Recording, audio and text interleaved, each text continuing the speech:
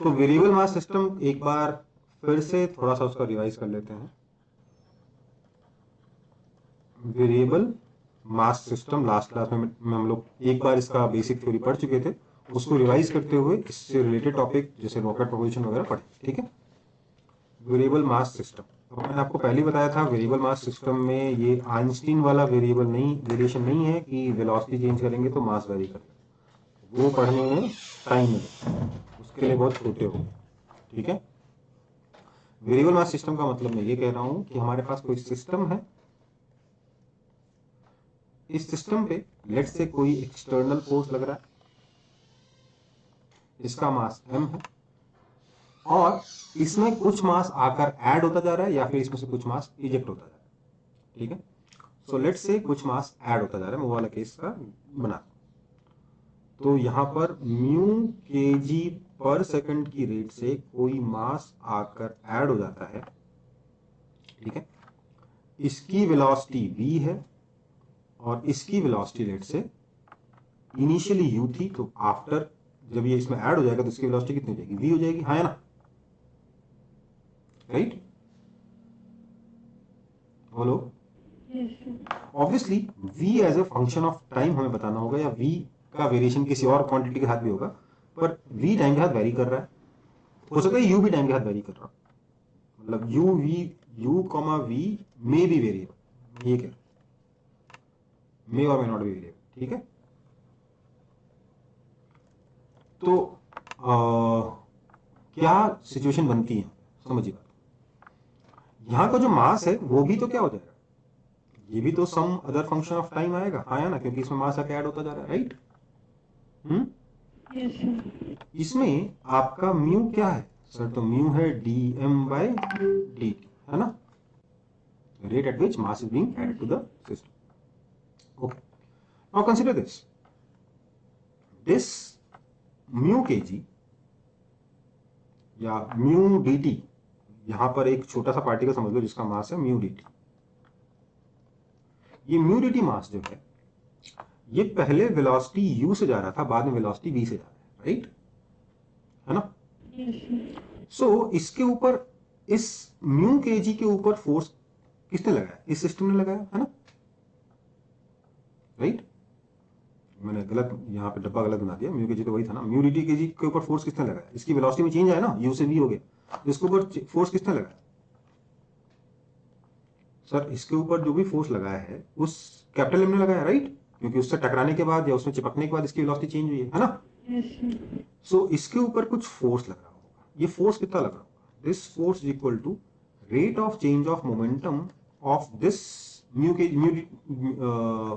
मास, right, या mu D KG mass, है ना, that is equal to D dt of mv, v इसका क्या बोलते हैं इसको, म्यू केजी, ठीक है, डीएम मास, ठीक है ना, right? That is equal to, अगर मैं वेलोसिटी में चेंज देखूं तो कितना है सर, वो इनिशियली यू था, फाइनली वी हो गया, है ना। सो that is DM times delta we, मतलब डेल्टा वी क्या हो जाएगा, वी माइनस ई हो जाएगा बाय dt, है ना, that is mu delta we. ये इसके ऊपर फोर्स लगा, डेल्टा वी कितना है, डेल्टा वी तो सर आपका है v माइनस यू, मतलब इससे टकराने या निकलने के बाद की वेलोसिटी माइनस इनिशियल वेलोसिटी, है ना, है ना, बोलो। दैट इज, ये डेल्टा वी क्या है, उस डीएम मास का वेलोसिटी में चेंज, ठीक है बेटा। तो नेचुरल सी बात है, ये फोर्स इसके ऊपर किसने लगाया, इसने लगाया, तो इसका मतलब इस पर एक उल्टा फोर्स लगाएगा माइनस एफ, है ना। अगर मैं इसका एक्सेलरेशन ए बोलता हूं तो क्या मैं लिख सकता हूं कि F external minus F is equal to M D V D T या एम ए, आया ना, बोलो। दिस मीन्स एफ एक्सटर्नल तो एक था ही था फोर्स, प्लस माइनस एफ क्या है, minus mu delta V is equal to mass into acceleration, right. यहां पे भी एक्सेलरेशन लिख सकते थे, जबरदस्ती मैंने वहां पे डीवीडीटी और एक्सेलरेशन लिखा है ना।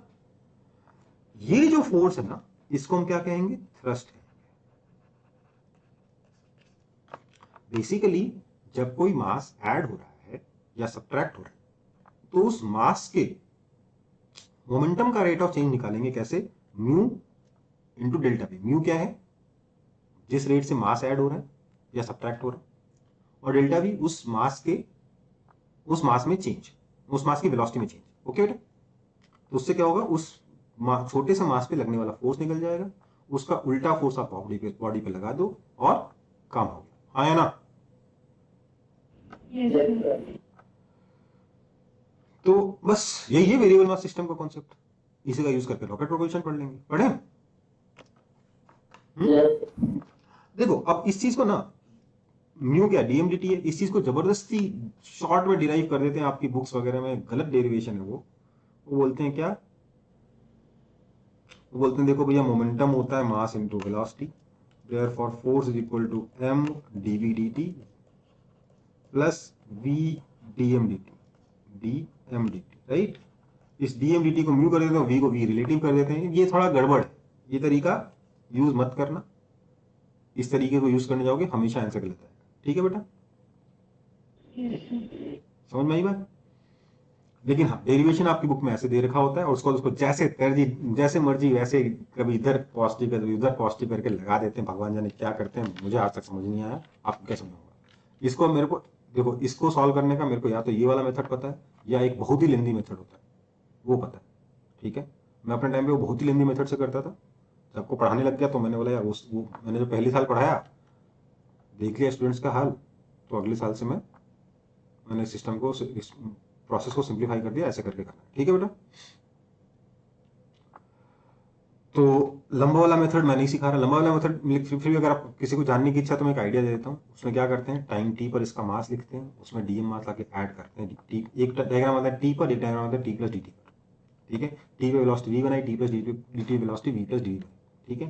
फिर बोलते हैं F external into D T is equal to, समझ में आई बात, चेंज इन मोमेंटम, ठीक है। वो लंबा लो फालतू का लंबा मेथड है, उससे कोई फायदा नहीं है, ठीक है।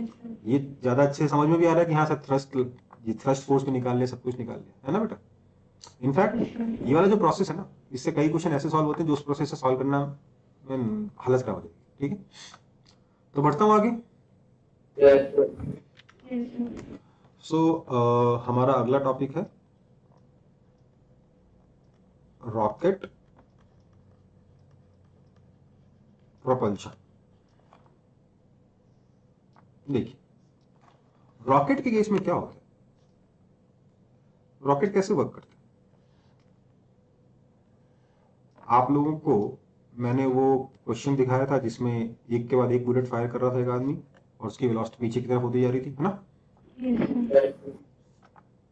सोचिए उसने एक बुलेट फायर करी, उसकी वेलोसिटी हो गई mu by V, mu by capital M, है ना। दूसरा बुलेट फायर किया, हो गया mu by capital M plus mu by capital M minus small M, right. And तीसरा करने के बाद mu by capital M plus mu by capital M minus small M plus mu by capital M minus 2 small M, यही था ना। सो यहां पर सोचिए क्या होगा, ये रॉकेट है, रॉकेट लगातार नीचे की तरफ बुलेट फायर करता है कि नहीं करता। दैट्स लाइक वो जो बंदा सामने की तरफ बंदूक चला रहा था, वो बंदूक की जगह उसे मशीन गन दे दो, बंदूक से चला रहा था एक के बाद एक गोली है, उसकी जगह उसे मशीन गन दे दो, ठीक है 47, तो पीछे लगातार भागता जाएगा कि नहीं भागता जाएगा। बहुत ज्यादा पावरफुल मशीन दे दो तो पीछे बहुत तेजी से भागेगा, और अगर बहुत ही ज्यादा पावरफुल मशीन देने की जगह वो बहुत ज्यादा पावरफुल मशीन गन दे दो और उसको नीचे की तरफ चला देगा तो क्या होगा, ऊपर चला जाएगा, हाँ है ना। इसी प्रिंसिपल पे आपके आजकल वो क्या बोलते हैं उसको, वाटर जेट्स, वो जेट्स की होता है ना, इसी प्रिंसिपल पे काम करता है रॉकेट भी, इसी प्रिंसिपल पे काम करता है, ठीक है। कैसे काम करता है देखो,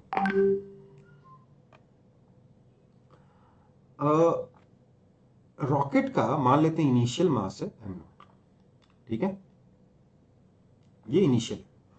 और इसमें से जो मास बाहर निकल रहा है उसके निकलने का रेट है डीएम dt, जिसको मैंने बोल दिया म्यू। और इसकी मजल वेलोसिटी का मतलब क्या हो गया, velocity with respect to rocket, क्योंकि रॉकेट तो अपने रेफरेंस में फायर करेगा ना, है ना, है ना, बताओ। तो rate at which momentum is transferred to ejected gas, ये कितना होता है, ये सिंपली क्या म्यू इंटू यू होगा, क्योंकि ध्यान दीजिएगा ये यू इसकी वेलोसिटी में चेंज है। क्या होगा, किसी भी टाइम टी पर इसका मास m हो गया, m कितना हो जाएगा, इसका मास m कितना हो जाएगा, यहां लिख दे रहा हूं, m कितना होगा बताएगा कोई मुझे, initial mass m not minus mu T, हाँ या ना, ये भी समझाना पड़ेगा। और इसकी वेलोसिटी लेट से v, इसने डीएम मास फायर किया, ये डीएम मास पहले तो वेलोसिटी 20 से जा रहा था रॉकेट के साथ, है ना,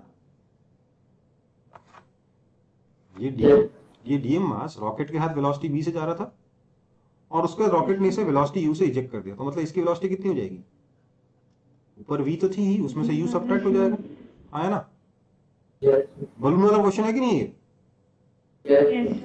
और इसकी वेलोसिटी में चेंज कितना हुआ, नीचे की तरफ u आया, हाँ या ना, बताओ।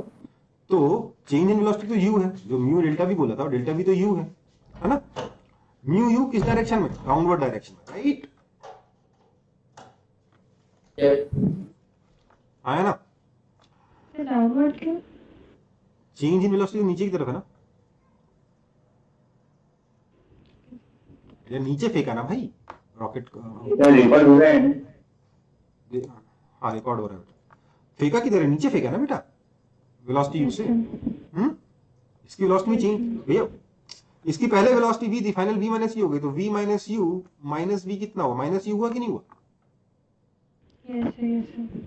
तो म्यू यू डाउनवर्ड डायरेक्शन में इसका ऊपर मोमेंटम ट्रांसफर हुआ, दैट मींस आपका जो थ्रस्ट आया वो कितना आएगा, वो हो जाएगा सर म्यू यू अपवर्ड्स, जिस रेट से आप इसको मोमेंटम नीचे दोगे उसी रेट से रॉकेट को मोमेंटम ऊपर देगा, आया ना, and rate of transfer of momentum is called force, right, वही फोर्स आपका थ्रस्ट कहला रहा है यहाँ पे, ठीक है बेटा। सो हमारा जो रॉकेट है उसका क्या हुआ, देखिए रॉकेट जिसका मास कैपिटल एम था, इस पर ऊपर की तरफ थ्रस्ट लगा कितना, म्यू यू, और नीचे की तरफ कितना फोर्स लग रहा है, एम जी, और एम कितना है, M naught minus mu T, right, therefore हम कह सकते हैं mu U minus M G is equal to M D V D T, आया ना, और एम इतना है वो अलग बात है, बट इक्वेशन तो ही बनेगी ना, इसको आगे लेके चलूं अगले पेज पे, सर तो स्क्रीन वर्क ना हो।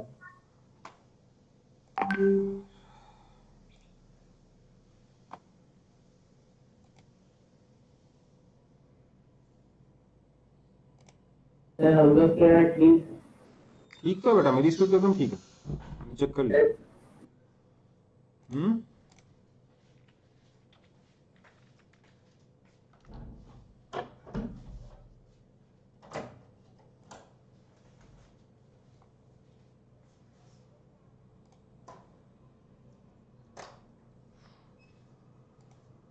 सर ठीक है। ठीक है ना, कॉपी करो, यस सर ठीक है।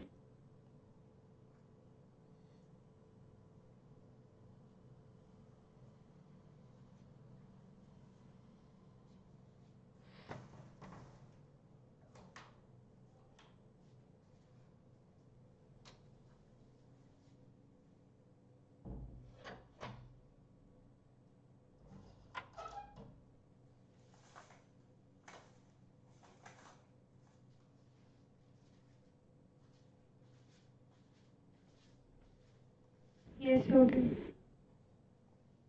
हो गया? सो इस इक्वेशन को मैं दोबारा लिख रहा हूँ. Yes, yes.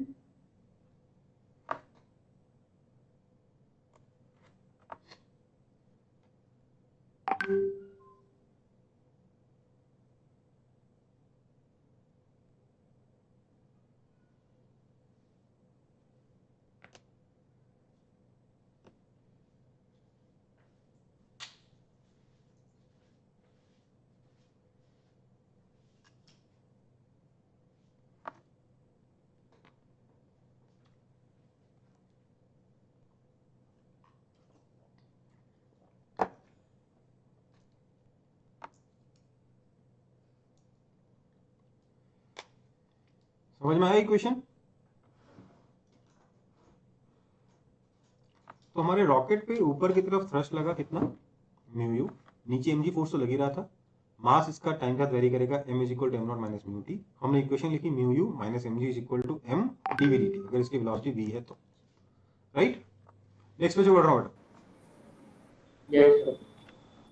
तो इक्वेशन है mu U minus M G is equal to M D V dt, which means dv dt is equal to mu u by m minus g, right? This means dv is equal to mu u constant है, dt by m minus g dt, right? कोई दिक्कत? अब हम इसको integrate कर देंगे. ठीक है बेटा? सो दिस विल मीन दैट, अच्छा इंटीग्रेशन में लिमिट क्या लगाएंगे, टाइम पर सर 0 से t, 0 से t, और जब टाइम 0 तो उसको मान के रॉकेट लिफ्ट कर रहा है. सो यहां पर initial velocity 0, final velocity v time t को मुझे निकालना. ठीक है? So this means v is equal to mu constant है, u कांस्टेंट इसलिए इंटीग्रेशन के बाहर निकाला, integration dt upon mass constant नहीं है, मास कितना है, m not minus mu t 0 to t minus g constant, तो सिंपली gt हो गया, है ना? Yes, sir.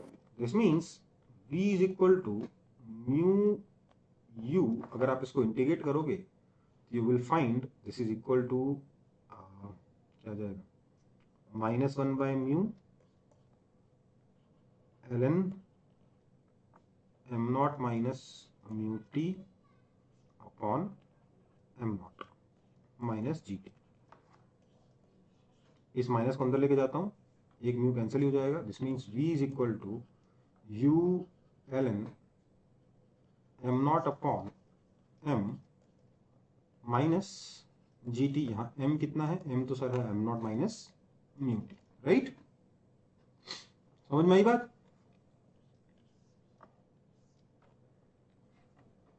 Yes, sir. अब देखो ये जो बाकी तो अपने नॉर्मल कैलकुलेशन है U L N M not by M, ये जीटी देखिए अपन अलग से आया, राइट? है ना? Yes, sir. जो नॉर्मल वेलोसिटी जैसे जी का आता है वो रोल यहाँ पे भी आता है. सोचिए इसका थोड़ा सोचते हैं कि सर ये जो एक्सेलरेशन जी एकदम अलग से ही क्यों आ जा रहा है. तो सोचो एक बार, जो रॉकेट था, रॉकेट को अगर आप एक ऐसे रेफरेंस फ्रेम से देखो, जो ऑब्जर्वर है, लेट्स से ये ऑब्जर्वर है जो नीचे जा रहा है एक्सेलरेशन जी से, ठीक है? तो इसके ऊपर क्या फोर्स लग रहा है, ऊपर लग रहा है थ्रस्ट, नीचे लग रहा है mg, और इसके अलावा एक और फोर्स लग रहा है pseudo force, that is simply mg. आया ना? Yes, sir. तो मतलब इस ऑब्जर्वर के रेफरेंस फ्रेम में ये वाला mg और ये वाला mg तो कैंसिल हो गए, तो बचा क्या, सिर्फ थ्रस्ट. सिर्फ थ्रस्ट फोर्स को अगर सॉल्व करोगे तो ये वाला टर्म आएगा, लेकिन ये वेलोसिटी किसके रेफरेंस फ्रेम में होगी, इस ऑब्जर्वर के रेफरेंस फ्रेम में होगी जो नीचे एक्सेलरेशन जी से जा रहा था. तो रेस्ट वाले ऑब्जर्वर के हिसाब से देखोगे तो क्या हो जाएगा, समझ गए आपको हम क्या बोल रहे हैं? Sir velocity of rocket with free falling observer को एफ बोल दिया मैंने, या ये जो ऑब्जर्वर वही लिख देता हूँ, with respect to observer is equal to u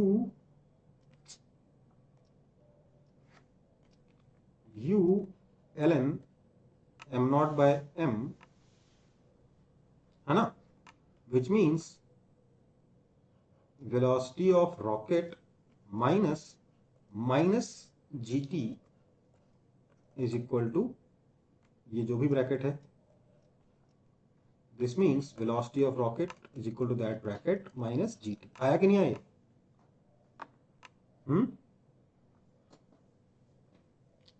आया ना? Yes sir. ठीक है, मतलब ये बस एक अलग से कॉन्सेप्ट आपको दिखा दिया इस चीज को समझने का कि ये माइनस ईटी अलग से क्यों आ रहा है, क्योंकि ये सिंपली आप रेफरेंस फ्रेम से भी इस चीज को समझ सकते हो, राइट? अदरवाइज आपके पास क्या है relation, b is equal to U L N M not by M minus G T. ध्यान दीजिएगा, ये यहां पे एक बहुत इंटरेस्टिंग चीज है, अगर आपका u फिक्स है, अगर मान लो ग्रेविटी फ्री स्पेस है, g नहीं है, इसको छोड़ दें थोड़ी देर के लिए, u फिक्स है, तो आप म्यू को कुछ भी रखो, आपकी जो वेलोसिटी है वो मास पे ऐसे ही डिपेंड कर रही है ना? आया ना? Yes sir. उसको म्यू से मतलब नहीं। ग्रेविटी फ्री स्पेस में क्या है कि फिर टाइम बदल जाएगा तो आंसर अलग आ जाएगा, बट अदरवाइज एक अच्छा रिजल्ट है ना? सर रॉकेट का खुद का भी एक्सेलरेशन है इनको? रॉकेट का खुद का एक्सेलरेशन लिखा तो सही, वो खुद का एक्सेलरेशन मतलब सर मतलब सर स्यूडो फोर्स आप बोल रहे थे कि एमजी होगा? हाँ, तो मैं तो इस ऑब्जर्वर तो ये है ना, ऑब्जर्वर के रेफरेंस में सूडो फोर्स लगता है ना, और सूडो फोर्स तो ऑब्जर्वर के हिसाब से लगता है ना भाई। Yes sir. ऑब्जर्वर का एक्सेलरेशन जी है, तो सूडो फोर्स कितना लगेगा, ऑब्जेक्ट का मास इनटू ऑब्जर्वर का एक्सेलरेशन।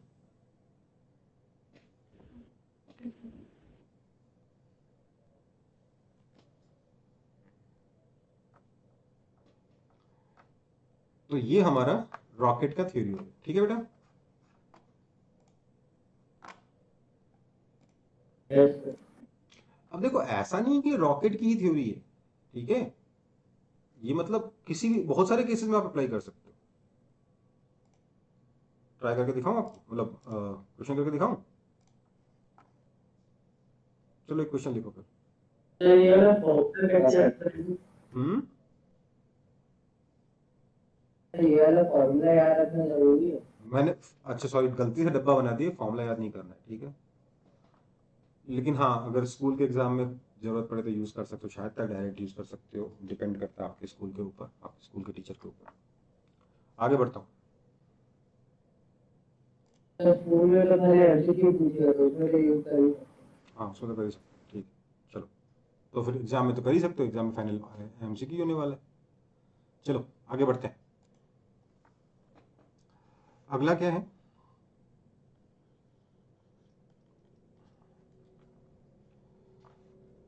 हमारे पास एक कार्ट है,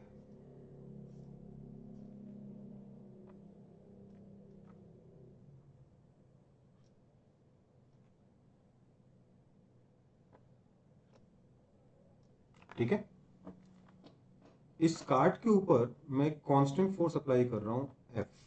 ये फोर्स क्या है, ये एक्सटर्नल फोर्स, कहीं कोई फ्रिक्शन नहीं है, ये कंटेनर है बेसिकली, इसके नीचे पहिए लगे हुए, और यहां पर बारिश हो रही, रेन इज फॉलिंग छमाछम, ठीक है, इसके इसके अंदर गिरने का रेट है म्यू kg पर सेकेंड, ठीक है, इसका इनिशियल मास, कार्ट का इनिशियल मास m नॉट है, ओके बेटा? क्वेश्चन है, find the velocity of cart after time t, okay, solve करूं?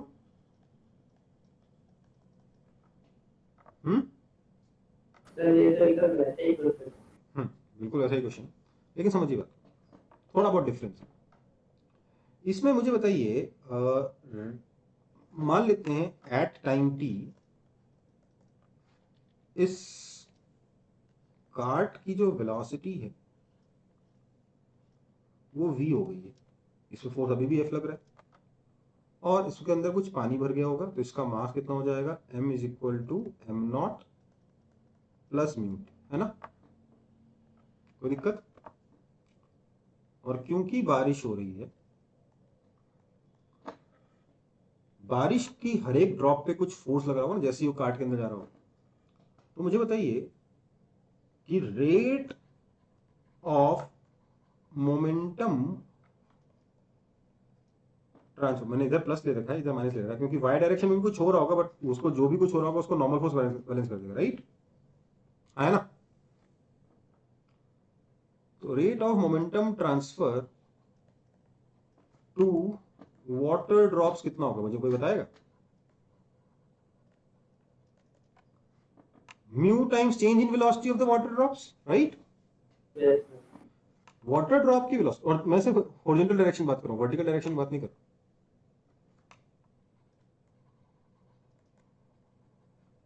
क्योंकि वर्टिकल डायरेक्शन में जो भी क्योंकि वाटर ड्रॉप नीचे आ रहा होगा, उसको सडनली रोका है, तो ऑब्वियसली कुछ ना कुछ फोर्स तो अपर डायरेक्शन में लगाएगा ही, और उसको कौन बैलेंस करेगा, नीचे वाला नॉर्मल फोर्स बैलेंस कर देगा, राइट। Yes, sir. सो हम सिर्फ हॉरिजॉन्टल मोमेंटम के बारे में बात कर रहे हैं। Rate of horizontal momentum transfer to water drops कितना होगा, म्यू इनटू क्या होगा, वाटर ड्रॉप की हॉरिजॉन्टल डायरेक्शन में वेलोसिटी में चेंज कितना होता है, ये तो बोलिए।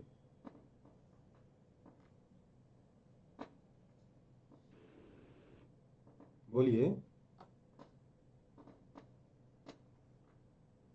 So minus V. Mu into we,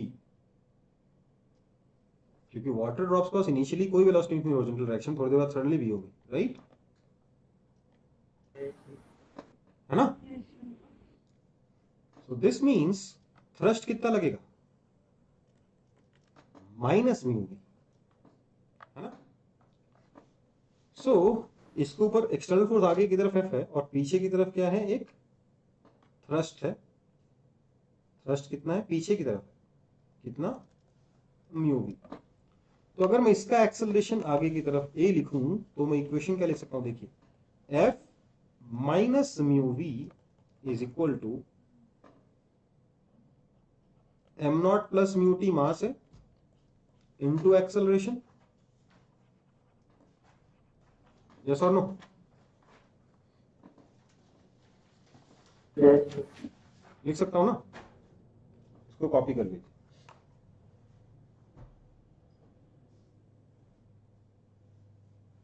Sir, plus ये rocket person का उल्टा है, इसमें मास ऐड होगा, इसमें मास रिलीज होगा।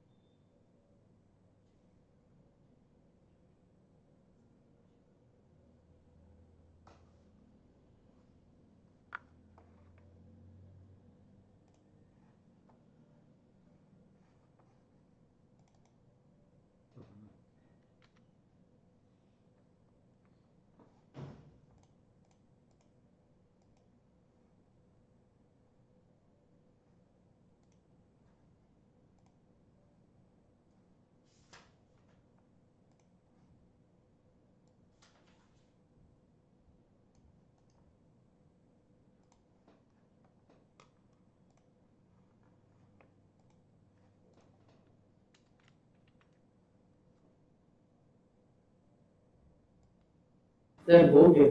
हो गया, तो इसको सॉल्व करते हैं अगले पेज पे। क्या लिखा है, मैंने लिखा है कि F minus mu V is equal to M not plus mu T into D V by D T. This means D T upon M not plus mu T is equal to dv upon f minus mu V, हाँ या ना। अब तो इसको integrate करेंगे। t is equal to 0 पे initial velocity मैंने 0 दे रखी थी, कुछ और दे रखा तो वही यूज कर लेते, और टाइम t पर वेलोसिटी v मुझे निकालना है। सो दिस विल मीन, इसका इंटीग्रेट करेंगे तो 1 by mu ln m not plus mu t upon m not is equal to minus 1 by mu ln f minus mu v upon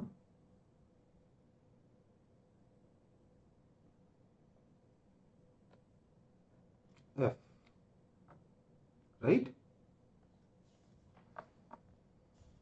that means mu तो चला गया, minus अंदर लेके चले जाएंगे तो आ जाएगा m not plus mu T upon m not is equal to f upon f minus mu V, which means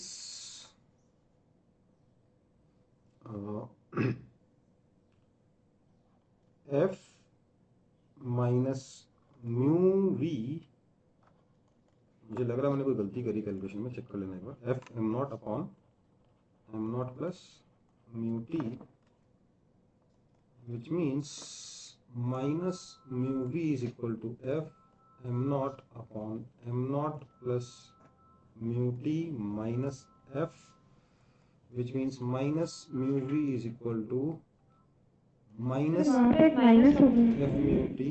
हाँ कहाँ पर बेटा, ये इसको उल्टा कर दिया ना, माइनस में ले जाके, ठीक है। Minus f mu t upon m not plus mu T, तो म्यू माइनस माइनस कैंसिल हो गया, म्यू म्यू कैंसिल हो गया, दैट मीन्स सही आया answer. v is equal to F T upon M not plus mu T, कोई calculation आवश्यक नहीं।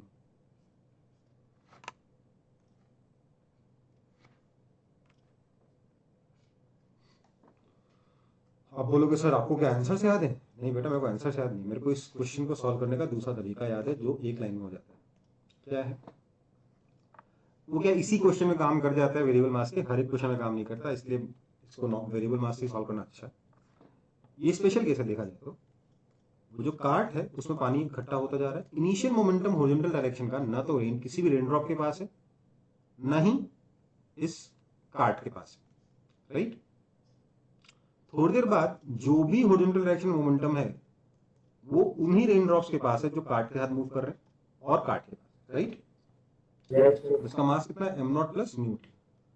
तो ये जो भी मोमेंटम है m not plus mu T into V, ये आया कहां से? फोर्स से आया, क्योंकि और तो कुछ है नहीं हॉरिजॉन्टल डायरेक्शन में। So that is equal to F t. आ गया आंसर? आया कि नहीं आया? कॉपी कर लो।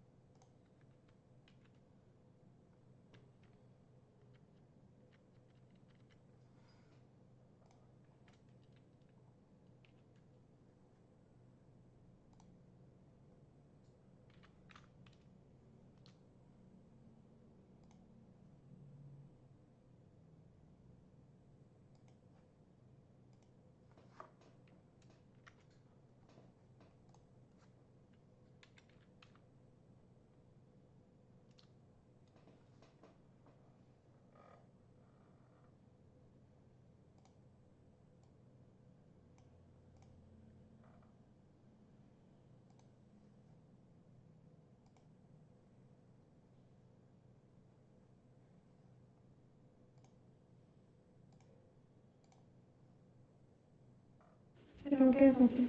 हो गया? Yes sir. ये वाला, अच्छा, तो ये वाला क्वेश्चन सॉल्व करिए। सॉल्व नहीं करिए, ये आपका होमवर्क, ठीक है?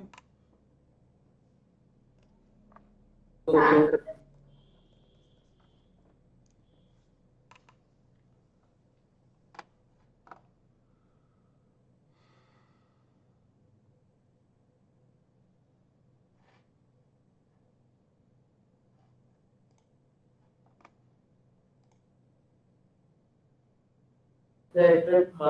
मास रिड्यूस हो, हम्म मास रिड्यूस हो।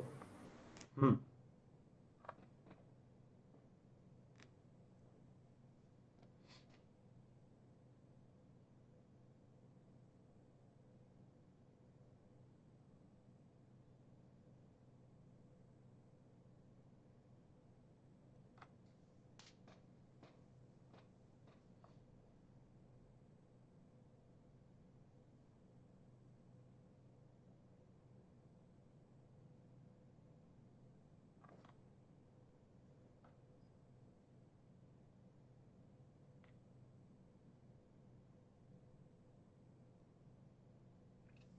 कॉपी हुआ?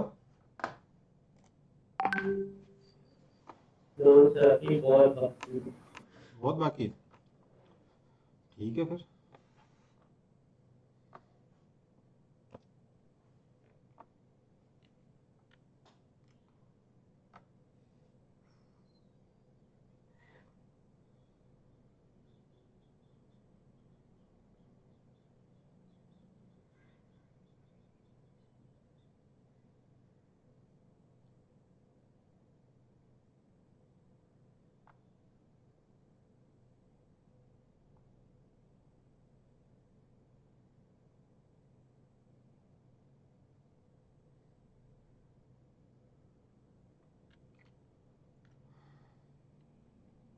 बढ़ू?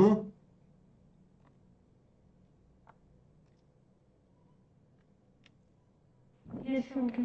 हो गया? चलो फिर।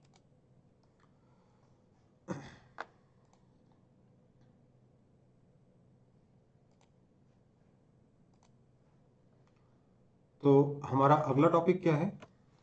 अगला टॉपिक है हमारा इम्पल्स। क्या है? इम्पल्स। ठीक है बेटा? इम्पल्स क्या होता है? तो देखो यार, मान लेते हैं किसी ऑब्जेक्ट के ऊपर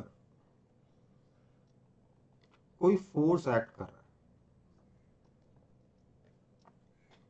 तो इस फोर्स का इम्पल्स हम लोग चलो मैं आई वेक्टर से रिप्रेजेंट कर रहा हूं, हालांकि आई वेक्टर यूज करते नहीं इसके लिए। आई वेक्टर कितना हो जाएगा? It is simply defined as integration of F vector dt। ठीक है? ऑब्वियसली इम्पल्स एक टाइम इंटरवल के लिए डिफाइंड होगा, तो आप टाइम इंटरवल को लिमिट के अंदर डाल दोगे, हाँ या ना? राइट? Yes sir. मतलब ये है कि अगर मैं, वैसे तो सर फोर्स वेक्टर का ग्राफ बना नहीं सकते, बना सकते हो क्या? लेकिन फिर मैं यहाँ पे ड्रॉ कर दे रहा हूँ एफ वेक्टर, मतलब समझ लेना, आप एफ एक्स का अलग बनाओगे, एफ वाई का अलग बनाओगे, एफ जेड का अलग बनाओगे। ठीक है बेटा? Yes sir. तो अगर आप फोर्स वेक्टर का टाइम के साथ ग्राफ बनाओ, तो एक टाइम इंटरवल t1 और t2 के बीच में इम्पल्स क्या होगा? ये वाला एरिया। ऑब्वियसली अगर प्रैक्टिकली आप इस क्वेश्चन को करने जाओगे तो आपको 3 ग्राफ सॉल्व करने पड़ सकते हैं, अगर फोर्स के तीनों कंपोनेंट है तो, है ना? This area is equal to impulse. Okay बेटा? टाइम ग्राफ तो बहुत कम है। क्या? नहीं, वो नहीं, एकदम सही बताया, जो मैंने बताया वही डेफिनेशन। ठीक है? सो अगर एक फोर्स लगता है एक कुछ टाइम के लिए, तो integration of F D T will be called impulse in that time interval. Okay बेटा? बढ़े आगे? Yes sir.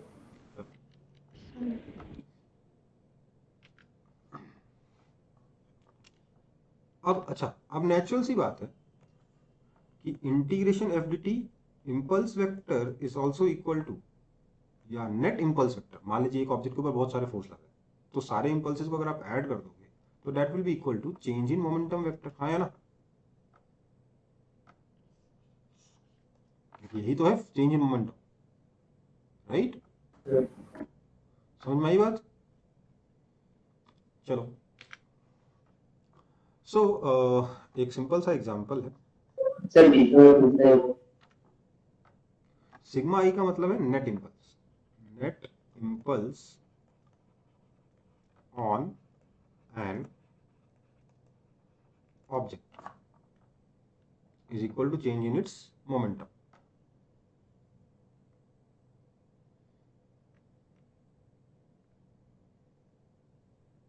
ठीक है चलो, एग्जाम्पल है, find the impulse of force F equals to 3t square between t is equal to 1 second and t equals to 2 second.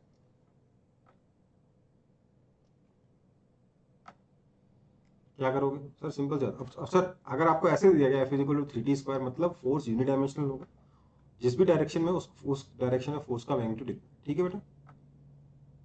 Otherwise क्या लिखना चाहिए? 3t स्क्वायर आई कैप या 3t स्क्वायर जे कैप, ये लिखना चाहिए, राइट? है ना? तो हम क्या बोलेंगे, impulse vector will simply be equal to integration F dt, that is equal to integration 3t square dt, कहां से कहां तक? टाइम दे रखा 1 सेकंड से लेकर 2 second, t is equal to 1 से t is equal to 2 second तक, that is equal to 3t square का इंटीग्रेशन हो जाएगा t क्यूब, तो 2 cube minus 1 cube, that is equal to 7 newton second या फिर 7 kg मीटर पर सेकंड, राइट? कॉपी कर लो फटाफट।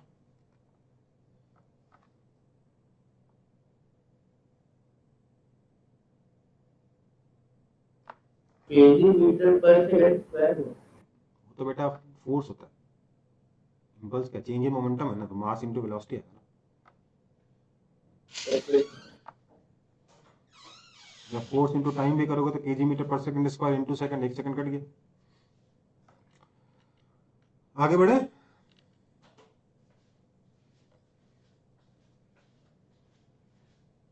यस सर चलो अगला एग्जांपल, आईपीएल का मैच चल रहा है, इधर बुमराह है मुंबई इंडियंस की तरफ से, इधर कोहली है आरसीबी की तरफ से। बुमराह ने कोहली की तरफ बॉल फेंकी 144 किलोमीटर पर आवर की स्पीड से, कोहली ने इसको स्ट्रेट ड्राइव कर दिया और सेम स्पीड से लौटा दिया।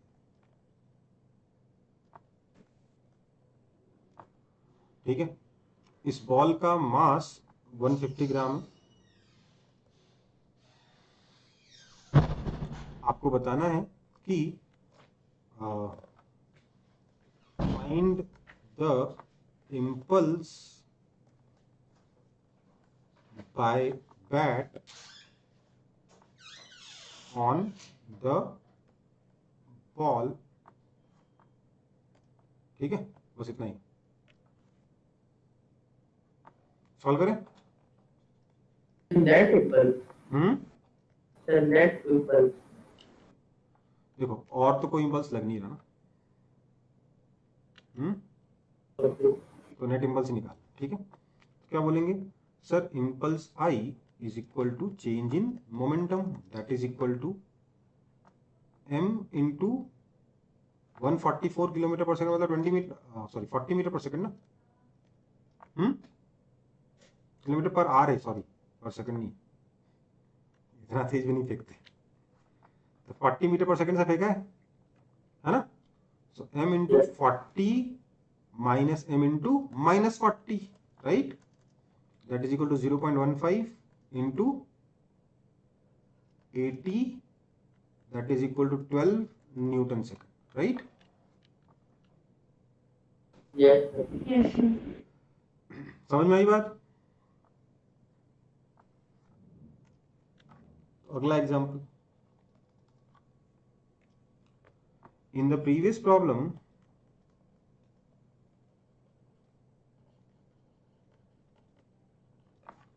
find the average force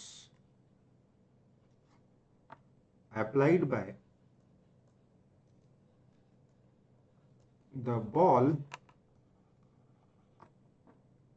on the bat if the two were in contact for 0.01 second. बताइए क्या लिखेंगे?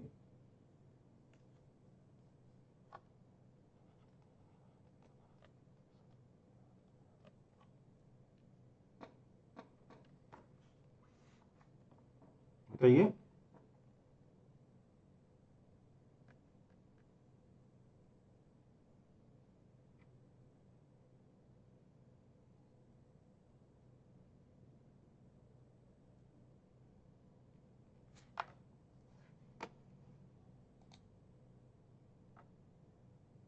बोलो।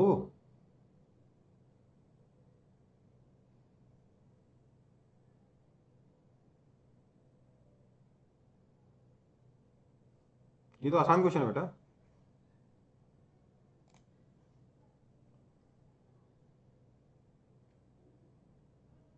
हम क्या बोलेंगे? इम्पल्स, अच्छा वैसे ही माइनस आएगा राइट। अच्छा मैंने ये जब लिखा ना तो बेटा मैंने ऑटोमेटिकली इधर प्लस और इधर माइनस ले लिया, ठीक है, क्योंकि मैंने फाइनल स्पीड को पॉजिटिव ले लिया ना, ठीक है। तो इम्पल्स कितना हो जाएगा इसमें? Impulse is equal to force into time, that means force is equal to impulse by time, क्योंकि एवरेज फोर्स निकालना है ना, that is equal to 12 upon 0.01, that is equal to 1200 newton. Average force कितना लगाएगा वो? 1200 न्यूटन का लगाएगा, ठीक है।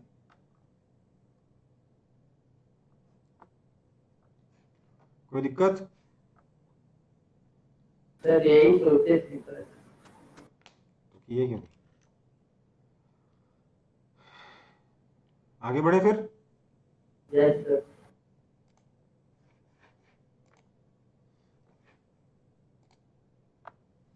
चलो अब अगला टॉपिक है हमारा इंस्टेंटेनियस इम्पल्स। इनफैक्ट जब मैं इम्पल्स पढ़ाना चाह रहा हूं तो मैं इसी टॉपिक के बारे में बात करना चाहता हूं।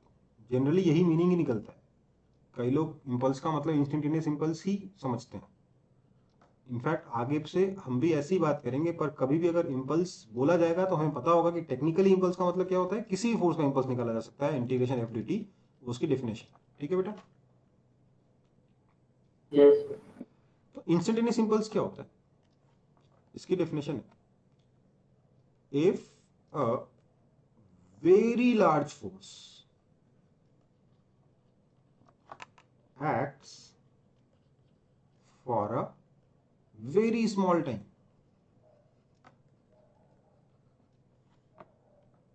we call the impulse imparted as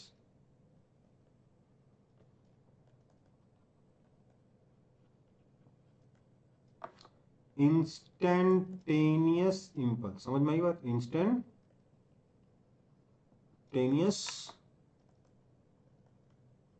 impulse, okay बेटा। एंड सच अ फोर्स, जो कि बहुत कम टाइम के लिए बहुत ज्यादा फोर्स लगता है, तो वैसे फोर्स को क्या बोलते हैं? Such a force is called impulsive force. और यहीं पे सारा कंफ्यूजन होना शुरू होता है। सर फोर्स को इम्पल्सिव कहते हैं, इम्पल्सिव फोर्स का मतलब इंस्टेंटेनियस इम्पल्स के बारे में बात कर रहे हैं। इम्पल्स किसी भी फोर्स का निकल सकता है, ठीक है बेटा। ओके। समझ में आया? चलो, मतलब इसका ये है कि अगर मैं फोर्स और टाइम के बीच में ग्राफ बनाऊं, अगर मैं फोर्स और टाइम के बीच में ग्राफ बनाऊं तो ग्राफ कैसा दिखेगा इंस्टेंटेनियस इम्पल्स का, मतलब ये इम्पल्सिव फोर्स का? फोर्स जीरो है, जीरो है, जीरो है, जीरो है, जीरो है, जीरो है, जीरो है, सडनली फिर जीरो है, जीरो है, जीरो है, जीरो है, जीरो है, जीरो। Yes. समझ में आई बात? Yes. तो ऐसे में देखो, ये फोर्स जरूरी नहीं कि जितने टाइम के इतने टाइम इंटरवल के लिए ये फोर्स कांस्टेंट, ऐसा जरूरी नहीं है। ये जो एरिया है this will be called impulse vector, right? अगर ये फोर्स वेक्टर है, फोर्स वेक्टर का मतलब तीन तीन ग्राफ बने हुए, समझ में आई बात? Yes. ये जो एरिया बनेगा क्या कहलाएगा? ये इंपल्स वेक्टर कहलाएगा, ठीक है? दिस इंपल्स वेक्टर इज, किसी ऑब्जेक्ट के ऊपर अगर इंपल्स लगता है तो नेट इंपल्स कितना होता है? Change in momentum that is equal to mass into change in velocity, right? है ना? Yes. अगर मास कांस्टेंट उसका तो ठीक है, जनरली मास कांस्टेंट रहता है। तो इंस्टेंटेनियस इंपल्स क्या होता है, समझ में आया सबको? सर मतलब ये बहुत कम टाइम के लिए हाँ, ये बहुत कम टाइम के लिए लगता है, ऐसे फोर्स को इंपल्सिव फोर्स कहते हैं, ठीक है? चल, तो बढ़े आगे, कॉपी हो गया। Yes, sir. अब इंपल्स के बारे में कुछ बहुत ही इंपॉर्टेंट छोटी छोटी मगर मोटी बातें, ठीक है? लिखे?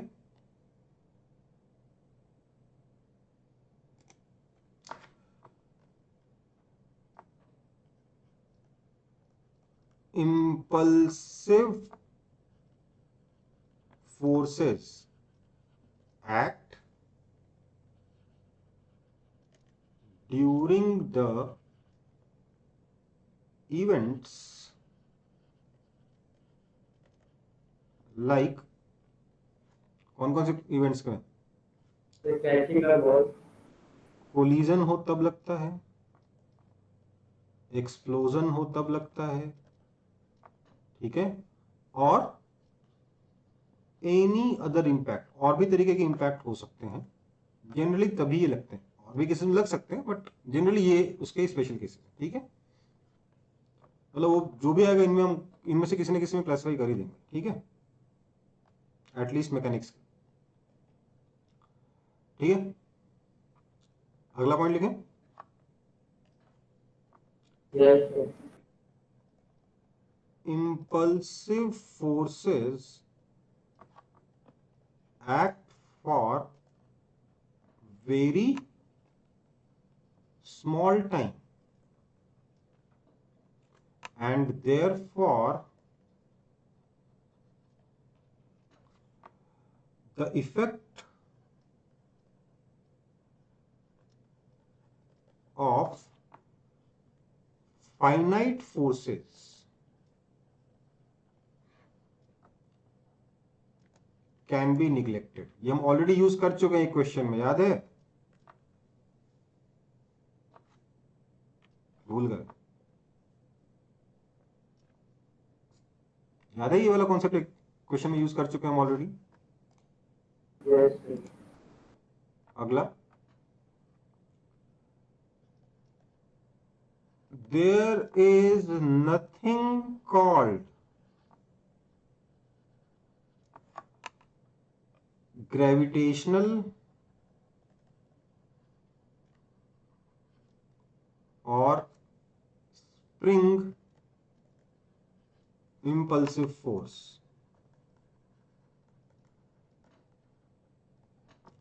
क्योंकि दोनों फोर्सेस फाइनाइट होते हैं, ग्रेविटेशनल फोर्स mg होता है फाइनाइट, स्प्रिंग फोर्स kx होता है फाइनाइट, राइट?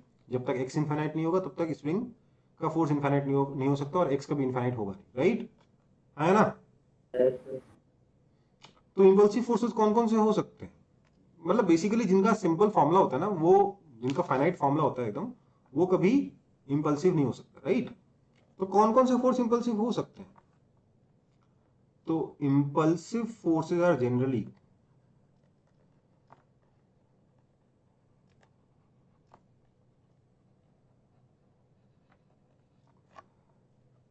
कोलिजन के टाइम पे कौन सा फोर्स लगेगा आपके हिसाब से? नॉर्मल लगेगा कि नहीं लगेगा? Yes, sir. Sir, फ्रिक्शन भी हो सकता है। नॉर्मल लगेगा, टेंशन हो सकता है, टेंशन से इंपल्स दिया जा सकता है, झटके से स्प्रिंग खींच। इंपल्स का मतलब बेटा हिंदी में पता क्या इंपल्स को क्या बोलते हैं? झटका, ठीक है? समझ में आई बात? Yes, sir. रस्सी से झटका दे सकते हो, नॉर्मल से झटका लग सकता है, फ्रिक्शन भी इंपल्सिव हो सकता है। आप बोलोगे सर ये कैसे हुआ? क्योंकि बेटा फ्रिक्शन क्या होता है, म्यू इंटू नॉर्मल तक पहुंच सकता है कि नहीं पहुंच सकता, यस सर। और अगर नॉर्मल इंपल्सिव हुआ तो Yes, फ्रिक्शन भी इंपल्सिव हो सकता है। ये फ्रिक्शन इंपल्सिव कब हो सकता है, only if normal is impulsive, otherwise friction भी इंपल्सिव नहीं हो सकता। ओके बेटा, और नॉर्मल इंपल्सिव है तो जरूरी नहीं कि फ्रिक्शन इंपल्सिव हो, पर इंपल्सिव हो सकता है। समझ में आई बात? यस।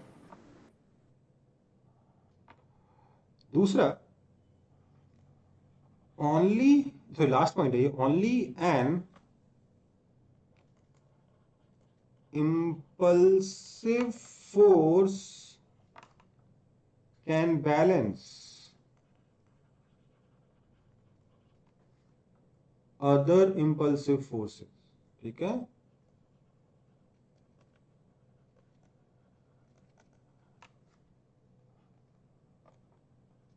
समझ में आई बात?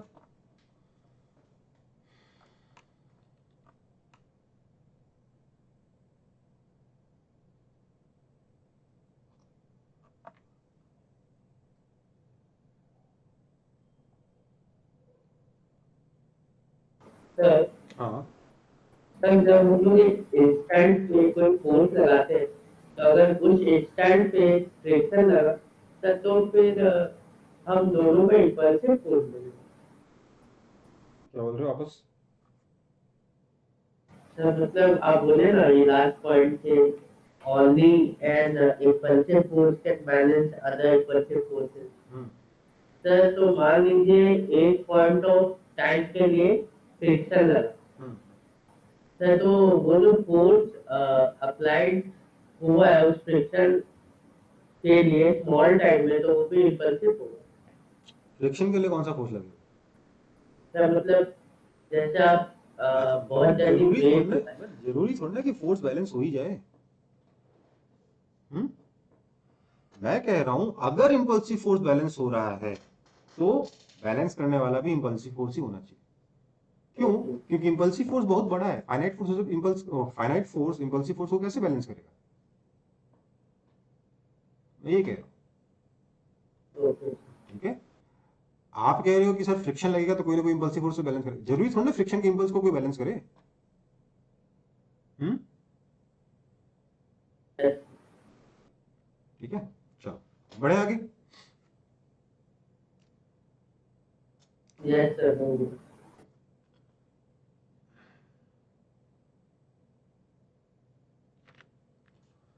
एक एग्जाम्पल है, ये हमारे पास एक स्मूथ सरफेस है, इसे स्मूथ होने की जरूरत नहीं इसको, बट स्मूथ है। यहां पर एक ब्लॉक है, ब्लॉक का मास है ए, यहां से एक रस्सी लटकाई, उसे ब्लॉक का नाम है, दूसरे ब्लॉक से इसको बांध दिया, इस ब्लॉक का नाम है बी, दोनों का मास स्मॉल एम है, और बीच में कहीं से हम लोगों ने एक बुलेट फायर किया,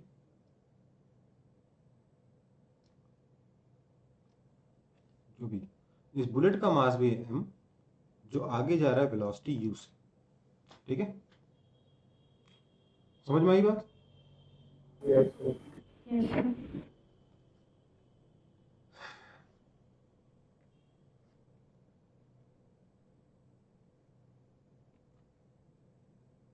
Now, if the bullet gets embedded into the block B, find, क्या निकालना है सर? सबसे पहला वेलोसिटी ऑफ ए, बी, और बुलेट का नाम दे देता हूं मैं C, and C after collision.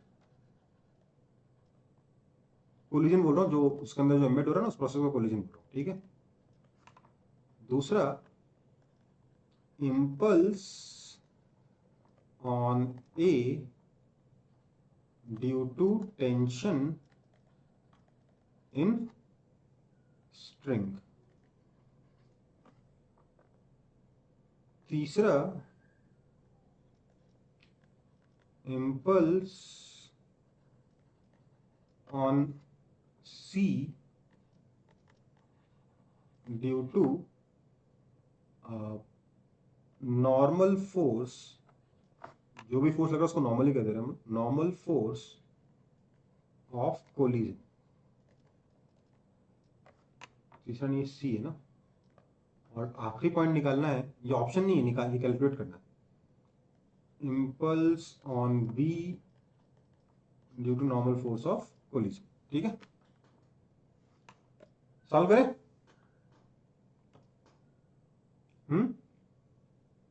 Sir हाँ, यस सर।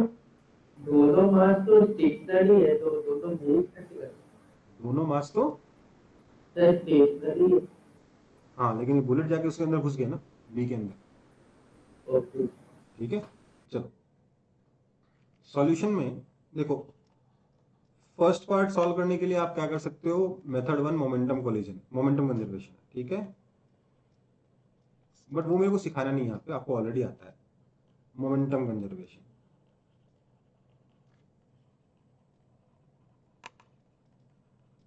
क्या करोगे, initial momentum mu is equal to final momentum mv plus mv plus mv, that means v is equal to u/3, है ना।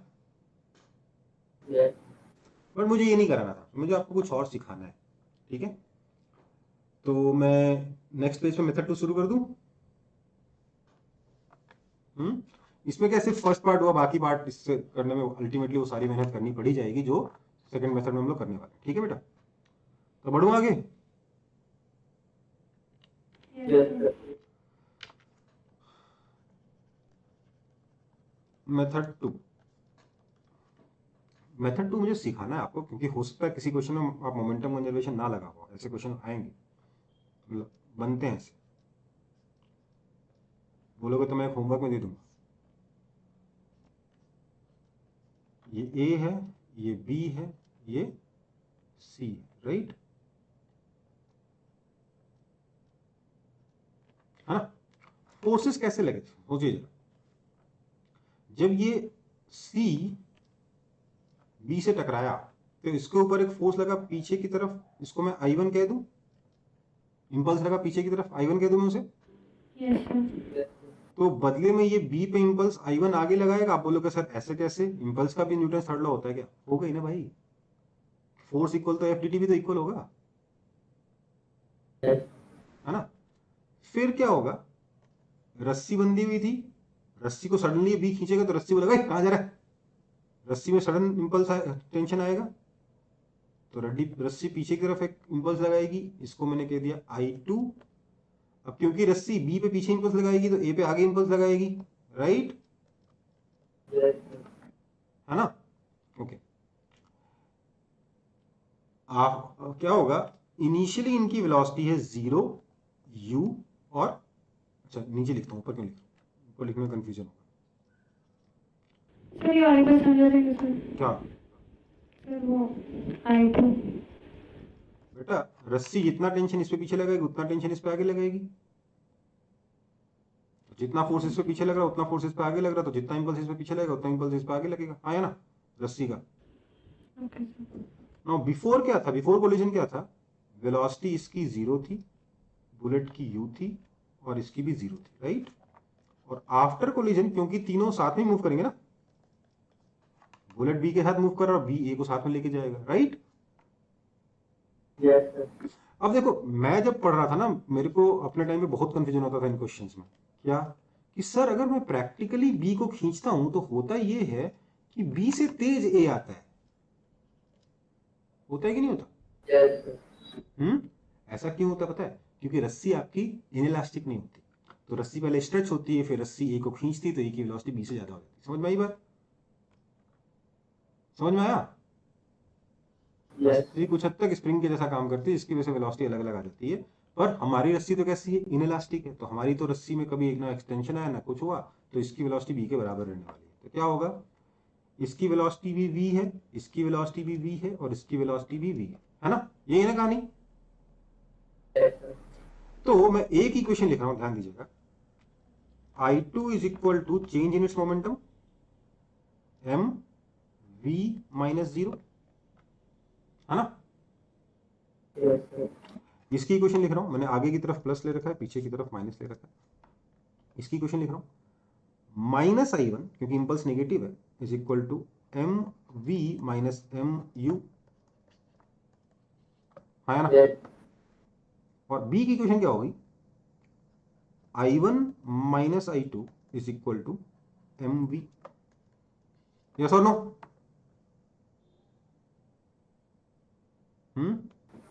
सर हम लोग वहाँ पे आफ्टर में तीनों का वेलोसिटी सेम हो रहा है क्योंकि स्टेट इनइलास्टिक हाँ क्योंकि सी और बी की तो सेम होनी है क्योंकि सी बी में एम्बेड हो गई है, है। यस सर, और ये दोनों क्योंकि रस्सी से बंधे हैं, दोनों की वेलोसिटी सेम होगी क्योंकि स्ट्रिंग इनइलास्टिक है। अगर इलास्टिक होती तो कुछ और हो सकता था। ओके,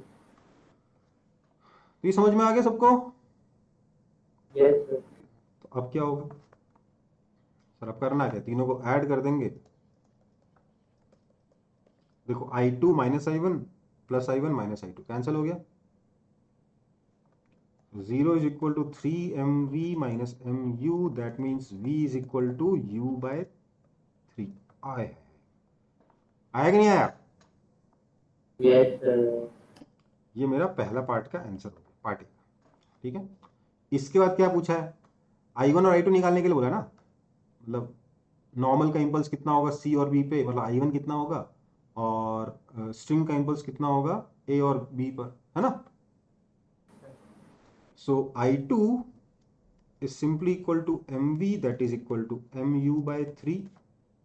ये एक और आंसर हो गया सेकंड पार्ट का, जो भी पार्ट था, राइट।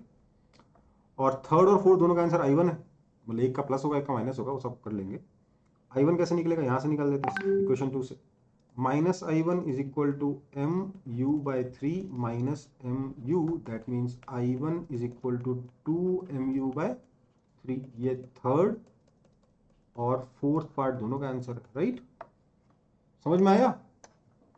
यस सर, तो इसमें और फोर्स की इक्वेशन में कोई फर्क है क्या, बस वहां पे क्या था, force is equal to mass into acceleration, यहाँ पे क्या impulse is equal to mass into change in velocity, right. Yes sir, बाकी सारा का सारा ऑपरेशन एक जैसा है ना। यस सर, चलो फिर ये भी हो गया, तो बढ़े आगे।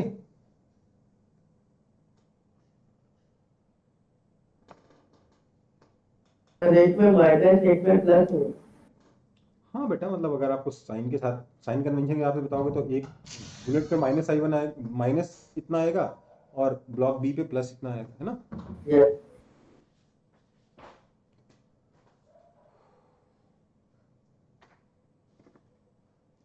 समझ में आया कि नहीं आया क्वेश्चन, ये इम्पल्स वाला कॉन्सेप्ट। यस सर, अब देखो इसका जबरदस्ती कोई क्वेश्चन करना है तो ऐसे कर सकते हैं हम लोग। बढ़ो, एक क्वेश्चन मैं दे देता हूँ, आप लोग घर में ट्राई कर लीजिएगा। बढ़ू आगे। यस ये पुली है,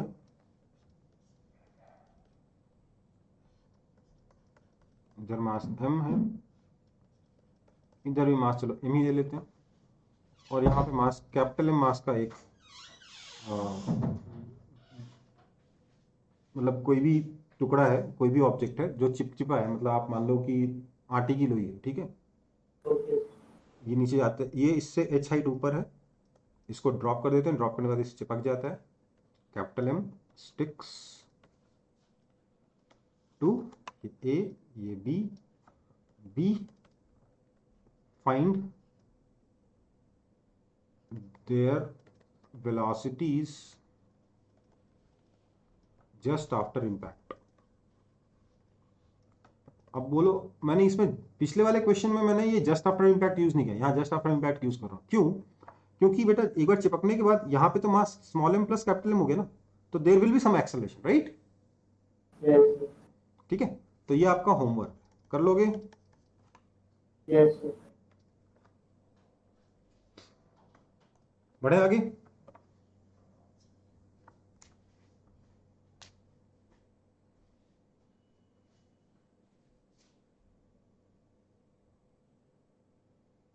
यस सर,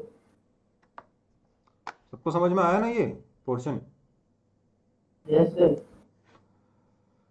ठीक है, फिर तो हम अल्टीमेटली इस चैप्टर के लास्ट टॉपिक पे आ चुके हैं, जिसका नाम है कोलिजन। मुझे मालूम है मैंने 2 टॉपिक छोटे छोटे छुड़वाए हैं, छोटे छोटे का बड़े बड़े छुड़वाए हैं इनफैक्ट। इतना भी हो गया। हाँ, लेकिन कोलिजन अपने आप में बड़ा टॉपिक है बेटा। कोलिजन अपने आप में एक पूरी क्लास का टॉपिक है, तो उस हिसाब से थोड़ा जल्दी हुआ है, जितना जितना एक्सपेक्टेड था उस हिसाब से, बट फिर भी सर इसके बाद तो रोटेशन स्टार्ट होगा ना। इसके बाद मैं पहले ग्रेविटेशन करा देता हूँ, फिर रोटेशन कराऊंगा, क्योंकि ग्रेविटेशन पूरा यस सर। 2 क्लास में या 2.5 क्लास में कंप्लीट करा दूंगा। तो सर तो ग्रेविटेशन में रोटेशन का कोई मतलब नहीं रहेगा। एक जगह एक कॉन्सेप्ट यूज होता है। सर केप्लर्स लॉ वो सब। हाँ नहीं, वैसे और भी जगह यूज हो सकते हैं क्वेश्चंस, उस पर बन सकते हैं, बट हम लोग मान कुछ स्पेसिफिक क्वेश्चन यूज होता है। बट वंस आप एक तो केप्लर लॉ का डेरिवेशन यूज होता है थोड़ा सा, ठीक है, उसको हम लोग छोड़ देंगे। थ्योरी में सिर्फ एक ही जगह यूज होता है, बाकी क्वेश्चन में ऑब्वियसली मिला के क्वेश्चन बन ही सकते हैं, राइट। यस काफ़ी क्वेश्चन बन सकते हैं इनफैक्ट रोटेशन और ग्रेविटेशन को मिला के, बट उस पोर्शन को छोड़ देंगे अभी के लिए। वो पोर्शन किसी भी हाल में स्कूल में नहीं आएगा, इनफैक्ट केप्लर्स लॉ का डेरिवेशन भी स्कूल में नहीं आएगा। तो मैं तो खाली एमसीक्यू है। हाँ, तो चलो फिर कोलिजन देखते हैं, ठीक है। कोलिजन में बेसिकली हम क्या पढ़ने वाले हैं, ठीक है। तो कोलिजन की भी देखो, आज जितना टाइम है मेरे ख्याल से मैं आज थ्योरी पढ़ा पाऊंगा, basic theory, numerical theory next class में पढ़ा पाऊंगा मोस्ट प्रोबेबली, बाकी देखते हैं कैसा होता है।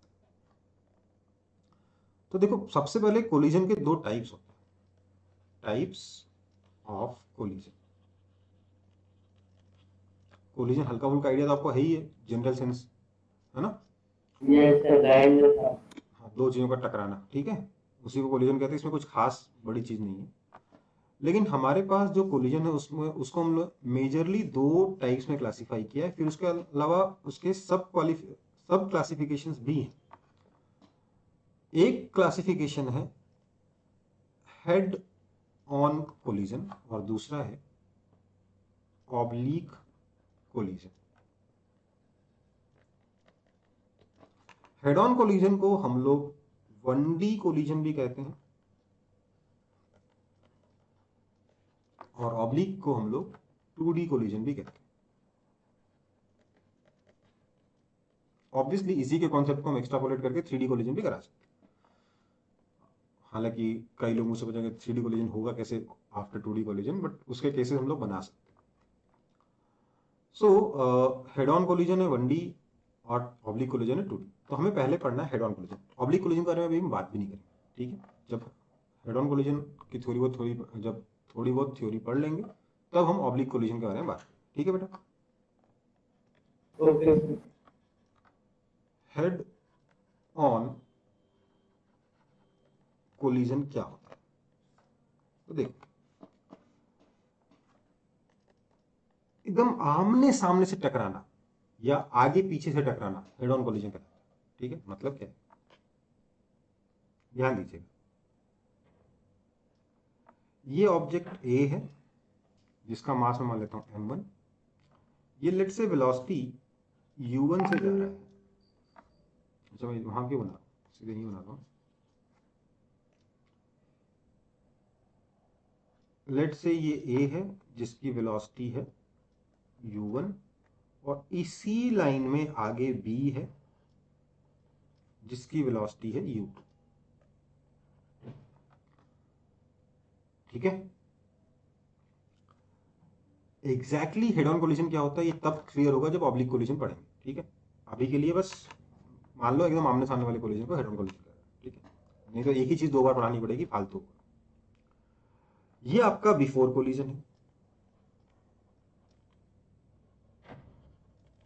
कोलिजन कब होगा, ऑब्वियसली इस डायग्राम के अकॉर्डिंग कोलिजन तभी हो सकता है अगर u1 u2 से बड़ा है, राइट। यस आफ्टर कोलिजन क्या होगा, a की वेलोसिटी इधर हो जाएगी v1, b की वेलोसिटी इधर हो जाएगी v2, राइट।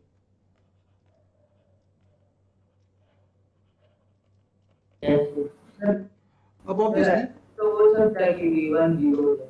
हाँ हो सकता है, ये कौन कह रहा है कि v1 0 नहीं हो सकता। कोई भी जीरो हो सकता है, कुछ नेगेटिव भी हो सकता है, यहाँ पे U2 नेगेटिव हो सकता है, राइट, यहाँ V1 नेगेटिव हो सकता है ना, बहुत कुछ हो सकता है, पॉसिबिलिटीज बहुत सारी। मैं सिर्फ डायग्राम बना रहा हूँ कि क्या, जनरल डायग्राम, सब कुछ मैं पॉजिटिव डायरेक्शन में बना रहा हूँ, देख रहे हो, U1 U2 V1 V2 सब मैं पॉजिटिव डायरेक्शन में बना रहा हूँ। इस केस में अगर अगर V1 V2 दोनों पॉजिटिव हैं तो कौन सा बड़ा होगा, V1 बड़ा होगा कि V2 बड़ा होगा? V2 बड़ा होगा ना, तभी कोलिजन से पहले पास पास में आएंगे, कोलिजन के बाद दूर दूर जाएंगे, है ना। तो मेरे को अगर इसका मास पता है m1, इसका मास पता है m2, मुझे u1 पता है, मुझे u2 पता है, तो then I should be able to determine v1 and v2, yes और नो। तो हमें कोलिजन में, एटलीस्ट हेड ऑन कोलिजन में यही पढ़ना है कि भैया v1 और v2 कैसे निकाले जाए, ठीक है बेटा। तो मुझे बताइए यहां पर मेरे पास कितने अननोन है, m1 मालूम है, m2 मालूम है, u1 पता है, u2 पता है, तो ऑब्वियसली यहाँ का मास तो चेंज होगा नहीं, m1 m2 ही है ना। अननोन सिर्फ दो ही है, v1 एंड v2। तो दो अननोन निकालने के लिए मुझे कितनी इक्वेशन चाहिए, दो चाहिए। एक इक्वेशन तो मेरे पास है, कौन बताएगा?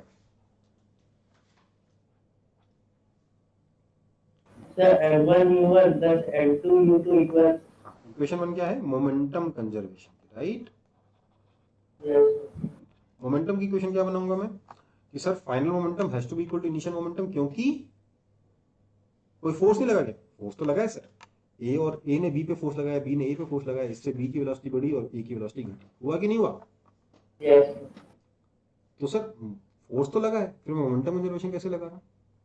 सर क्योंकि फोर्स जो है ना वो इंटरनल है, ए और बी के बीच में आपस में लगा। अगर मैं ए और बी को सिस्टम मान लूं तो इस सिस्टम का इनिशियल मोमेंटम और फाइनल मोमेंटम सेम होना चाहिए, हाँ या ना। तो मैं लिखूंगा, एक तो इक्वेशन लिखूंगा m1 u1 plus m2 u2 is equal to m1 v1 plus m2 v2, राइट। पर मैं दूसरी इक्वेशन कहां से लूं?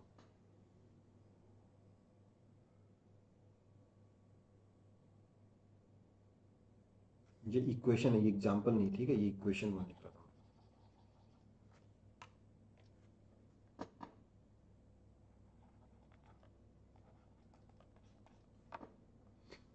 दूसरी इक्वेशन कहां से लूं? समझ में आया क्वेश्चन? जब मैं क्लास में कराता था, पढ़ाता था, तो मेरे को एक हमेशा एक आंसर मिल जाता था कि ऑफलाइन क्लासेस में सर एनर्जी कंजर्वेशन लगा दो। तो एनर्जी की इक्वेशन क्या लगा सकता हूं मैं कि half m1 u1 square plus half m2 u2 square is equal to half m1 v1 square plus half m2 v2 square, हाँ या ना। देखो यार ये इक्वेशन जो है ना ठीक है अपनी जगह पर हम इसको अप्लाई नहीं कर सकते, क्यों? This equation can not be applied always, why? क्योंकि जब दो ऑब्जेक्ट टकराते हैं तो साउंड क्रिएट होता है, हीट प्रोड्यूस होती है, वाइब्रेशंस होते हैं, हाँ या ना। तो इसकी एनर्जी कहां से आई? बेसिकली कुछ मैकेनिकल एनर्जी कन्वर्ट हो गई इसमें तब ना। तो एनर्जी कंजर्वेशन में अप्लाई नहीं कर सकता, right. In fact there are two types of collision.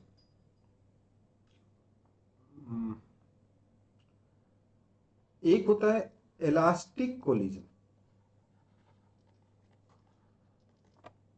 आपने कई बार ऑलरेडी टर्म पढ़ रखा होगा, the two objects collide elastically. In fact मैंने ये टर्म ऑलरेडी यूज भी करी थी जब मैंने प्रोजेक्टाइल मोशन पढ़ाया था। एक बॉल को दीवार पे मारा था तो मैंने बोला था यार इलास्टिक कोलिजन मानेंगे, जितने एंगल पे आया उतने एंगल पे, जितनी स्पीड से आया उतनी स्पीड से लौटेगा, जितने एंगल पे टकराया उतने एंगल पे लौट जाएगा, याद है? Yes sir. तो इलास्टिक कोलिजन वहां पे मैंने बोला था, इलास्टिक कोलिजन था और बोला था कि वॉल जो है फ्रिक्शनलेस है, जो भी। तो अगर मैं इलास्टिक कोलिजन का केस मानता हूं तो इलास्टिक कोलिजन वो है जिसमें energy will remain conserve.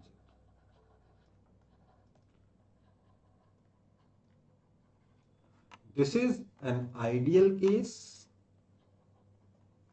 and never achieved in practice.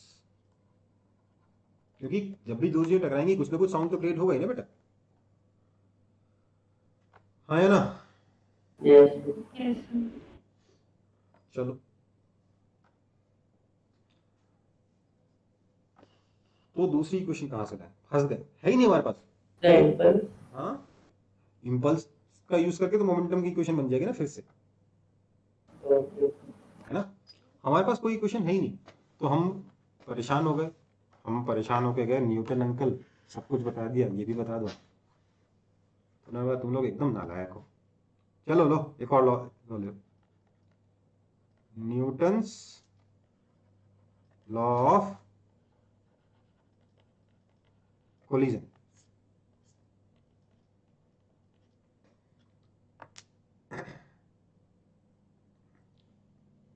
अच्छा, एक कोलिजन हुआ इलास्टिक, दूसरा क्या हो जाएगा इनइलास्टिक, राइट? खैर उसके बारे में बाद में बात करेंगे। Newton's law of collision. Okay, Newton's law of collision क्या कहता है? ये कहता है कि किसी भी कोलिजन के लिए जो वेलोसिटी ऑफ सेपरेशन होगा that is equal to E times velocity of approach. E क्या है? ई क्या है? Euler's number. No, sir. वो तो ई नॉट होता है। नहीं, वो ई ही होता है, उसको ई से रिप्रेजेंट करते हैं। ई है आपका कोएफिशिएंट ऑफ रेस्टिट्यूशन। क्या है? Coefficient of restitution. बोलो सर ये कैसा वर्ड है सर, रेस्टिट्यूशन? रेस्टिट्यूशन का मतलब होता है रिफॉर्मेशन, और मैं इसका नाम हमने ऐसा क्यों दिया इसके बारे में बात करूंगा थोड़ी देर में। रेस्टिट्यूशन का मतलब क्या होता है? रिफॉर्मेशन। तो कोएफिशिएंट ऑफ रेस्टिट्यूशन, तो velocity of separation equal to E times coefficient E times velocity of approach. इस ई को क्या बोलते हैं? कोएफिशिएंट ऑफ रेस्टिट्यूशन कहते हैं। ओके बेटा, अब वेलोसिटी ऑफ सेपरेशन का मतलब क्या है? देखो यार सोचो, कोलिजन के बाद दोनों दूर दूर जा रहे थे, है ना? Yes. तो यहां पर आपका वेलोसिटी ऑफ सेपरेशन हो जाएगा v2 minus v1, E1. Yes. और कोलिजन के पहले पास पास आ रहे थे, तो यहां पर आपका वेलोसिटी ऑफ अप्रोच हो जाएगा कितना? u1 minus u2, right? Yes. So equation बन जाएगी, this means v2 minus v1 is equal to e times u1 minus u2, right? Yes. Sir. Yes, sir. देखो, now I don't like writing this equation in this form. क्यों? क्योंकि मैं अगर ऐसे लिखूंगा ना तो पक्के से यहाँ पे v2 माइनस v1 लिखूंगा, तो यहाँ पे u2 माइनस v1 लिखूंगा। इसलिए मैंने इसको याद रखने का अपने लिए ये बना लिया, v2 minus v1 is equal to minus e times u2 minus u1। मैंने माइनस बाहर ले लिया। सही। अब क्या इसमें मेरे को कंफ्यूजन कम होता है लिखते वक्त, मुझे याद रहता है कि यार एक माइनस लगाते थे यहाँ पे, ठीक है? मतलब सिली मिस्टेक मेरी कम हो जाती है इस तरीके से लिखने पे, और कुछ नहीं। ये मेरा मेथड है, आपको अगर ऐसे पसंद आप ऐसे लिख लो, उसमें कोई बड़ी बात नहीं है। ये कोई बहुत ग्रेट थ्योरी या बहुत ग्रेट इन्वेंशन नहीं है, ठीक है? कॉपी कर लो।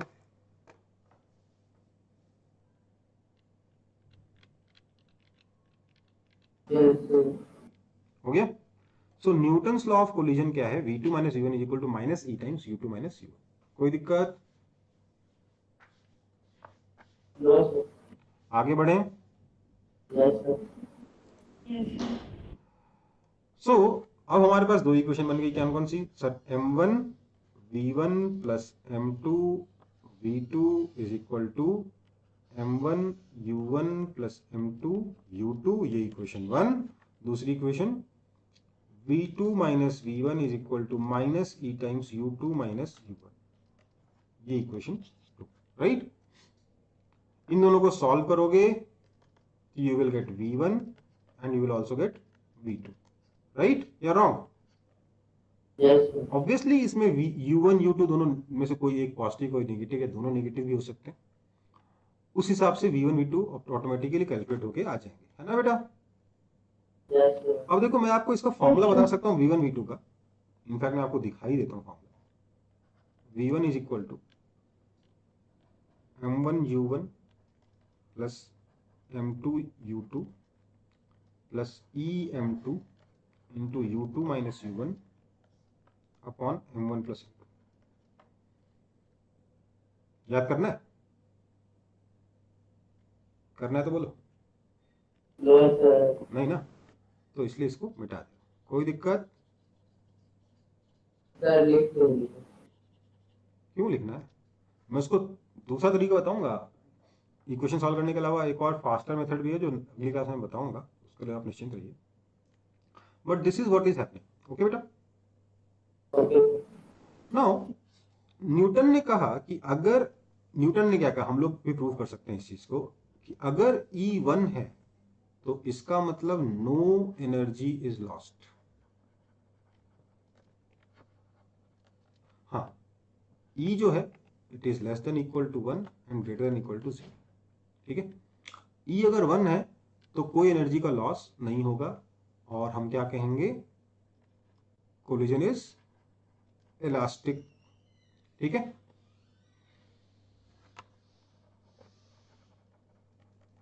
समझ में आई बात? यस। अगर आपका E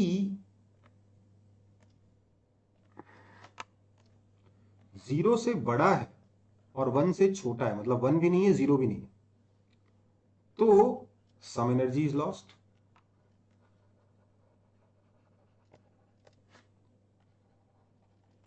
and collision will be called inelastic collision. Okay बेटा? Yes sir. एंड अगर E 0 है तो मतलब क्या है? Complete energy is lost? नहीं, कंप्लीट एनर्जी लॉस्ट नहीं, क्योंकि समझी बात को, E अगर 0 भी है तो मोमेंटम तो कंजर्व रहेगा ना, दोनों चिपकने के बाद भी कुछ वेलोसिटी से तो मूव करेंगे ना।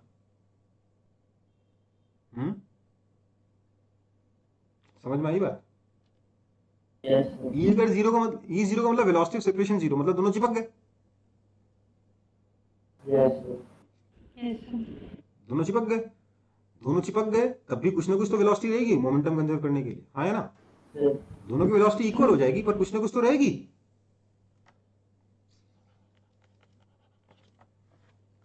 E अगर 0 है तो V1 और V2 इक्वल हो जाएगा, जो कि ध्यान दीजिएगा सेंटर ऑफ मास की वेलोसिटी के बराबर है। हाँ या ना? यस। इसमें maximum possible loss of energy होता है बट कंप्लीट एनर्जी का लॉस नहीं होता। इनफैक्ट E की वैल्यू जितनी कम है उतना ज्यादा एनर्जी का लॉस होगा। सबसे ज्यादा एनर्जी का लॉस कब होगा? जब E 0 होगा। उस केस में क्या होगा? V1 और V2 दोनों VCM के बराबर हो जाएंगे। इसको हम कहेंगे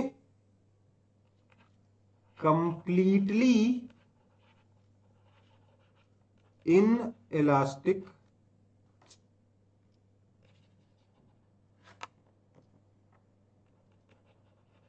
इनइलास्टिक कोलिजन। कोई दिक्कत? पर अपना पार्शियल इस बस इनइलास्टिक है। देखो ये भी इनइलास्टिक ही है, पर इनइलास्टिक का भी एक्सट्रीम केस है, इसलिए कंप्लीट इनइलास्टिक है भी। इन दोनों को इनइलास्टिक कहते हैं, राइट? अब देखो एग्जाम्पल, देखो इसका एग्जाम्पल प्रैक्टिकल लाइफ में एग्जिस्ट नहीं करता, but very close to this example क्या पहुंच सकता है? बिलियर्ड बॉल्स, जिसमें E की वैल्यू 0.95 होती है अप्रोक्सीमेटली। 0.99 भी हो सकती है, मुझे समझ रहे हो ना बात को? वो डिपेंड करता है आपकी बॉल की कैसी क्वालिटी। ओके? बिलियर्ड बॉल्स या पूल बॉल, समझ में आई बात? Okay E is equal to 0 का एग्जाम्पल जहां दो चीजें चिपक जाए टकराने के बाद।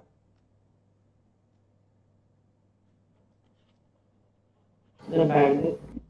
दो बॉल्स और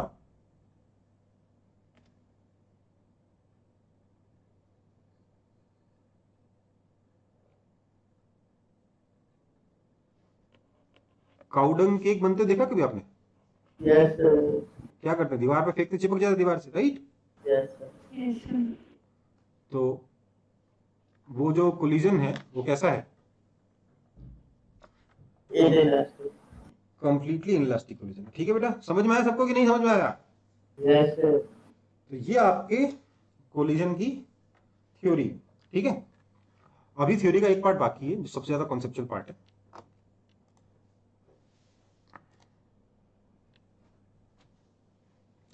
कॉपी कर लो इसको, फिर बताएंगे।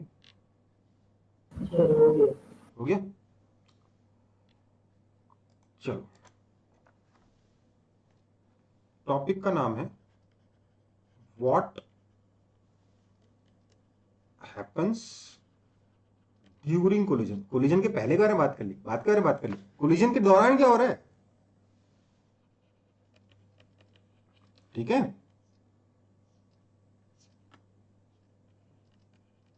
सर हाँ बेटा। सर काउडन केस में तो सर कोलिशन के दौरान वेलोसिटी नहीं रहती।